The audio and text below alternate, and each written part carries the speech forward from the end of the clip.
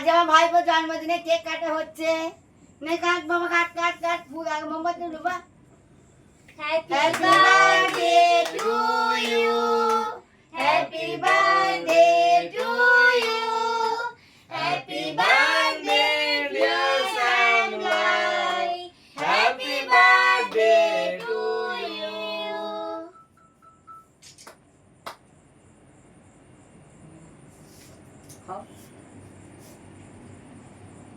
আমি তো খাই দে। হ্যাঁ নে বেটাকে খাই দে, দাদা ভাইকে খাই দে, বাবাকে খাই দে।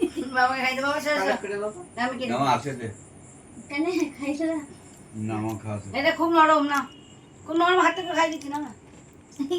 চুরি করে খাই দিচ্ছি, তুই বুঝে হাতটা করে খাই দি। এগুলো তুলে দাও।